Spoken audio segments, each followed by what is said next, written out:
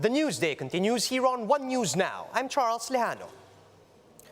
The PNP has recovered 8 guns allegedly used during the shooting incident at Presidential Bet Lodi de Guzman's sortie in Bukidnon. In an interview with Radyo 5, PNP Regional Director for Northern Mindanao Benjamin Acorda Jr. said 3 pistols and 5 shotguns were recovered from the ADI Security Agency. The said agency could not present any legal documents for the use of the firearms, and Acorda said that these firearms will undergo a gunpowder test to determine if these were recently fired. The PNP is also preparing to file charges after 5 people were injured during the shooting incident. COMELEC reveals that nearly 373,000 of the printed ballots for next month's polls were found to be defective. That is equivalent to nearly 0.6% of the total ballots printed for the May elections. COMELEC Commissioner George Garcia said they will first finish reprinting new ballots and destroying the defective ones before releasing a notice regarding the matter. Megastar Sharon Cuneta maintains that her husband, Vice Presidential candidate Kiko Pangilinan, does not need political endorsements, saying that the support of the people is enough. This as the Robredo-Pangilinan tandem held a campaign rally in Dumaguete. More details in this report from Marlene Alcaide. Around 40,000 supporters attended Vice President Leni Robredo's grand rally in Dumaguete City on Wednesday night. Medical frontliners from Negros Oriental serenaded the crowd. Recall that the Office of the Vice President provided PPEs to them at the beginning of the pandemic. During the program, megastar Sharon Cuneta responded to Mayor Isko Moreno's withdraw Leni's statement. Hindi ko po makuhang logic ni Mayor. Dahil marami siyang supporters na ngayon ay nakay Ma'am Leni na. Hindi namin type manira. Meanwhile, Cuneta also commented on the seeming lack of political endorsement for her husband, Senator Kiko Pangilinan. We do not need the endorsements of politicians.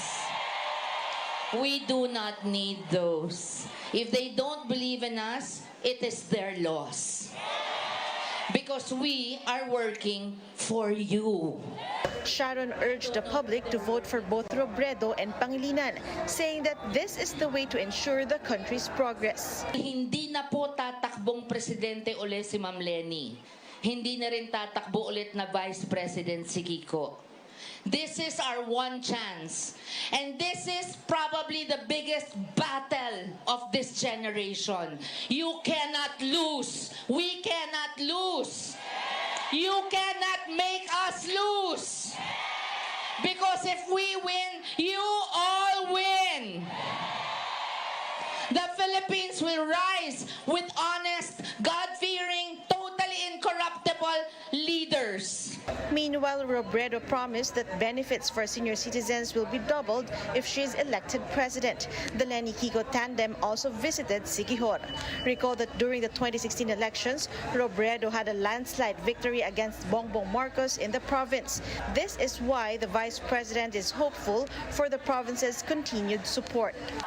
Hindi ko po alam kung alam ninyo na nagkaroon po ako ng kaso. Nagkaroon ako ng electoral protest, nakasama pa po ang inyong lalawigan sa kaso. Meron pong akusasyon na nagkaroon daw ng dayaan dito sa inyo.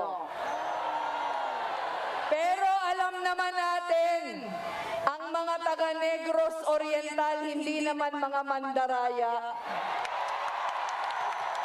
She was also greeted a happy birthday complete with cake and fireworks at the end of her Dumaguete sortie.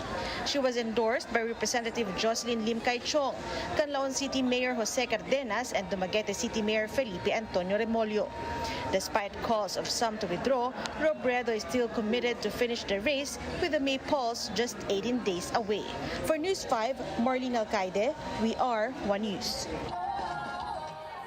4 candidates who are not on Robredo's Senate slate are among the top 12 bets in one survey done by a Robredo supporters group. Some 1,900 K-pop fans surveyed by the group K-pop Stands for Leni participated in the unofficial survey. Aside from the pink senatoriables, Nery Colmenares took the 5th spot. Lawyer Luke Espiritu and labor leader Elmer Labog were also included in the top 12, as well as women's rights advocate Carmen Zubiaga. Notably absent from the top 12 were Robredo-endorsed senatoriables Juan Miguel Zubiri and Joel Villanueva, former Vice President Jejomar Binay, and Sorsogon Governor Chis Escudero. The group maintains that these survey results are not their official endorsement, and there's also no information on whether all those who participated are actual voters this coming May polls. Senatorial candidate Nery Colmenares thanked participants who were surveyed by the group K-Pop Stands for Lenny for naming him as one of their top senatorial bets. In a Facebook post, Colmenares said that although this is not a formal endorsement, he is still grateful that he ended up at the 5th spot.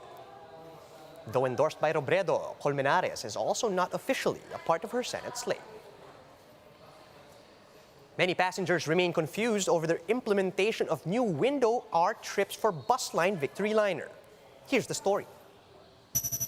Fred, a passenger headed to Tuguegarao, started lining up at Victory Liner's bus terminal in Cubao at 9 p.m. Wednesday. What welcomed him at the terminal is a huge number of passengers also waiting to catch a bus. Dali lang sana kung na-inform sana lahat na alas 10, gano'n. Hindi ba naman nasabihan, pero syempre hindi prepared na gano'n yung adjustment na 10 pala mag-i-start alis yung mga buses. Yung pinakaunang bus 10, tapos bibigyan sila ng stop. Fred was supposedly given a stub, saying that he is 300 in line. This means the earliest he can get a ride is by morning. Isa na yung tao na gano'n yung oras ng pagbiyahe. Ilang oras kayo nagantay? Sa akin, 300 yung number ko eh. Imagine mo yung mga nasa number 1, mga alas 10 pa ng umaga yung mga yan. Some of the passengers have even started lining up by yesterday afternoon, just so they can get a bus ride to North Luzon. This as the window R trips of Victory Liner take effect. The bus line says they can only enter and leave Metro Manila from 10 p.m. to 5 a.m. This group of hikers also waited hours just to get a bus ride from Cubao to Bataan. They felt confused over the long waiting time. Kanina pa kaming mga 1 a.m. naghihintay, medyo wala pang dumarating. Dati naman kasi hindi naman kami nahihirapan. Anytime meron.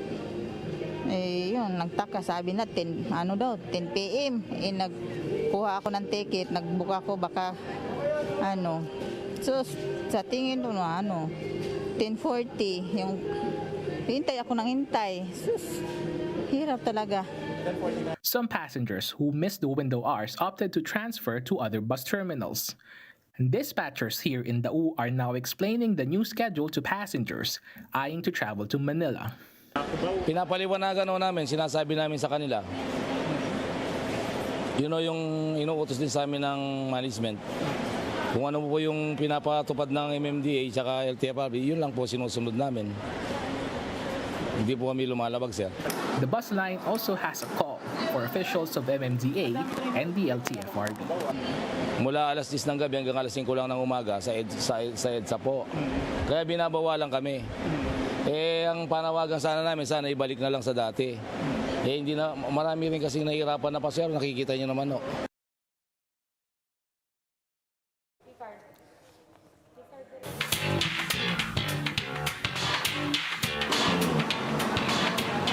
Signal Entertainment's co-produced film Big Night bagged the Best Actor award again, this time at the 19th Asian Film Festival in Rome. Actor Christian Bables won the award for his stellar performance as Darna, a gay beautician dragged into the drug war. He is tied with newcomer Vince Rillion, who stars in the film Resback. Bables also won Best Actor at the 2021 Metro Manila Film Festival. Other Pinoy awardees include Brillante Mendoza for the Lifetime Achievement Award and Eric Matis on the job for Best Film.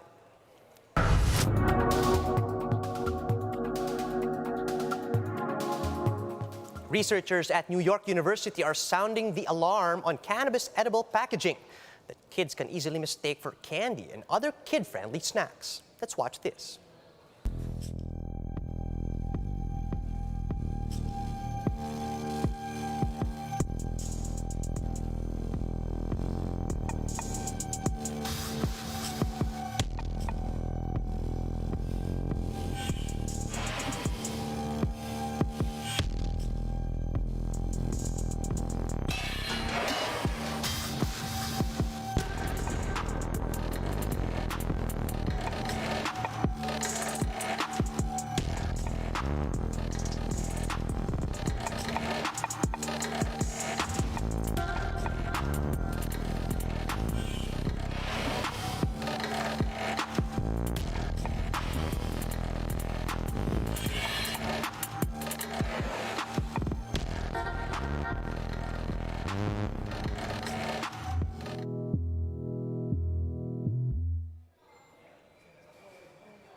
And those are the top stories at this hour.